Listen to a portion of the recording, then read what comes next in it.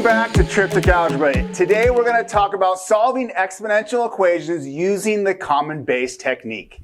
This is an exponential equation. You'll notice it's an exponential equation because our variable is in the exponent. This presents some very unique challenges.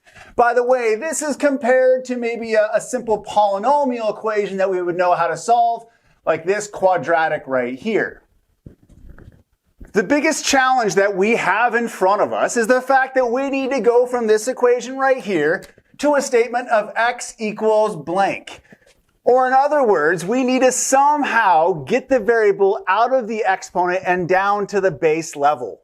We will generally have two techniques for doing this. This first is the common base. The second, we will employ the inverse of exponential expressions, logarithms, which will be covered in a separate video. The common base property that we're going to use today to solve this equation is pretty straightforward. It simply says that if you have two expressions that are set equal, two exponential expressions with the same base, their exponents must be equal. Here's just a quick, straightforward example implementing the common base strategy. If I had an exponential equation that looked like this, 2 to the x plus 1 equals 2 to the fifth, the only way for these expressions to be equal is if their exponents are equal, since they both have a base of 2. In this equation right here, I won't go through all the work, but you could probably see the solution must be x equals 4. If I plug in a 4 for x, this becomes 2 to the fifth, which is obviously equal to 2 to the fifth. So the common base property is pretty straightforward. In its general form, we say if you have a base raised to a variable, let's say x, and that equals an expression with the same base to a different variable, the only way those two expressions are equal is if the exponents are equal to each other. The way to implement this property is to take your exponential equations and to rewrite their bases with a common base. When we attack this equation right here, we need to find a number that's the base of an exponential expression that equals both 16 and the 8. In this case, we're going to use 2. We're going to use 2 because 2 to the third power is 8 and 2 to the fourth power is 16. So then going back to this equation, I'm going to replace this base of 16 with a 2 to the fourth and this base of an 8 with a 2 to the third. It'll look like this. So I'm going to rewrite this as 2 to the fourth, now to the x power. And over here, I'm going to have a 2 to the third to the x plus 3. Now I need to apply some exponent rules. In this case, when I have an expression with an exponent raised to another exponent, I multiply those exponents together. On the left-hand side of this equation, this then becomes 2 to the 4x, because 4 times x is 4x. On the right-hand side, I'm going to do the same thing. I'm going to multiply these exponents together. As always, be careful. Since this is a polynomial expression with multiple terms, I need to make sure that I distribute this 3 when I multiply it. So on the right-hand side, this becomes 2 to the 3x plus 9.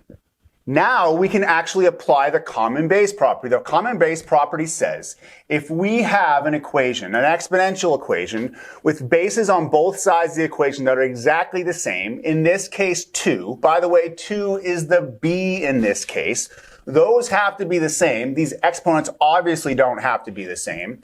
In this case, these exponents must be equal to each other if these expressions are equal. So therefore, applying the common base property would give me the fact that 4x must be equal to 3x plus 9. That move right there takes care of the original frustration with this kind of question. Again, if you remember, the issue was, well, how the heck do I solve for an x that's up in the exponents? Well, in this case, using the common base property, I now have my variable x that I can solve for in this linear equation because the variable x is now on this base level. It's not up in the exponent. Simply now I'm going to subtract 3x from both sides, and this gives me that x equals 9. Last thing I want to do is to check this solution just to show you this is the answer to this equation. What I need to do is check to see if when I plug in 9 for the variable x, it will make both sides of this equation equal to each other. In this case, I've plugged in a 9 for the x, and I'm going to simplify both sides of this equation. By the way, this will be difficult to do by hand because of these large exponential expressions right here.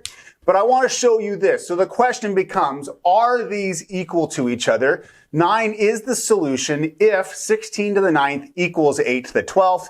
Unless you're crazy, you don't know what that is. And so here I've used a calculator to compute these. And you can see that these values are actually the same. By the way, this is about 69 billion. All right, well, that's basically it. Just to recap this method, if we have an exponential equation where we can make these bases the same, we do that. We find a number. In this case, it was 2 to find this common base.